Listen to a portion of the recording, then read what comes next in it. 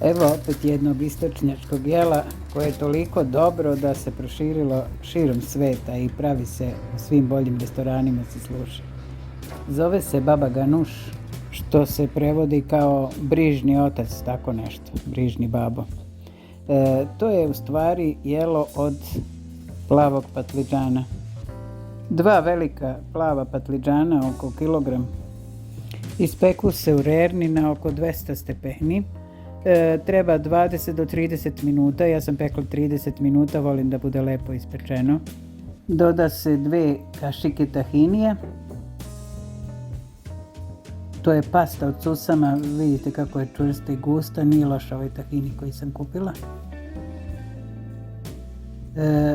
Pre toga sam naravno patliđan odvojila od korice, pošto je lako pečen, kašikom sam ga jednostavno izdubila sam delove i stavila ga u posudu u kojoj ću da ga izblendiram. Doda se 2 kašike maslinovog ulja.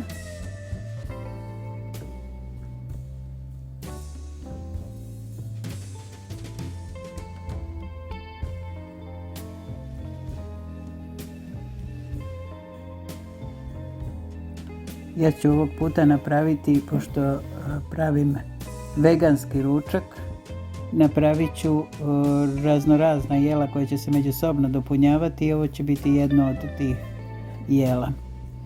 Dodala sam kašičicu soli i sada jedan ceo limun ću da dodam. Vi naravno kad prvi put pravite dodajte postepeno limun jer kiselost se ne sviđa svakome. Ja sam dodala ceo limun, ali možete postepeno dodavati i provjeriti kakva vam je ukus i tekstura ovog jela.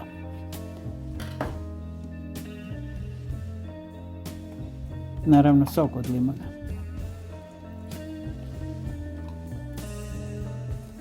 Ovo će sve lepo u ovom blenderu da se izblendira, da se dobije sjajna tekstura.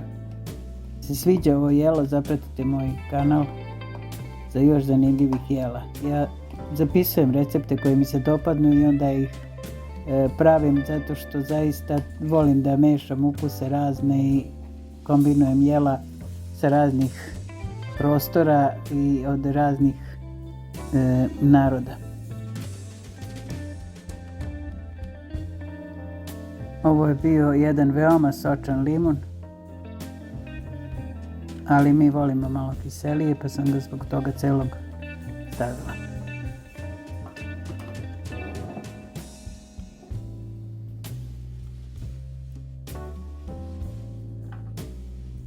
Sada ću zatvoriti blender.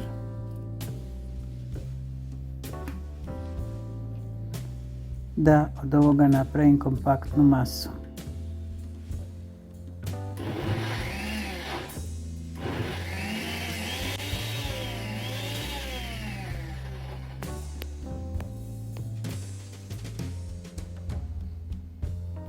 Po zvuku se čuje da masa nije baš najbolje nalegla u blender, pa ću da ga otvorim, da ga malo sjedinim, da tako kažem, da ovu masu koja je unutra u blenderu malo bolje rasporedim, to jest da nalegne na nož koji će da ovo blendiranje izvrši. Vidjet ćete, sad će biti mnogo bolje kad budem to uradila.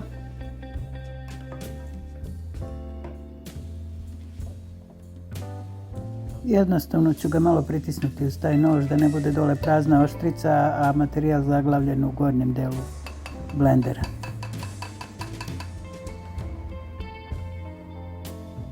Evo sad ću ponovo da ga zatvorim.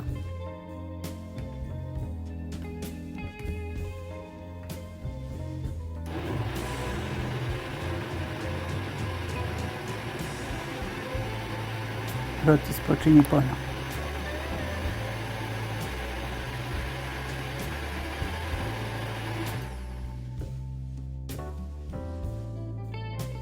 I dodajem 3 čena belog luka u ovu masu. Sve ću zajedno izblendati još jednom. Naravno mogla sam i malo pre to da dodam, ali nije ni sada kasno. Kome smeta miris belog luka može da ga malo prokuva ili proprši pa onda da ga samiri, međutim zaista se uklapa ne treba, možda čak može više tričana da se dosadi. Evo sad ću da iz blendera prebacim u činiju salatu ovu i ukrasit ću sa malo nara, malo rukole i semenkama susama. Uz ovu salatu se služi obično štapići od šargarepe i krastavaca. Naravno može i uz hleb da se jede ili neku lepinju. Evo mog današnjeg veganskog ručka. Prijatno, uživajte!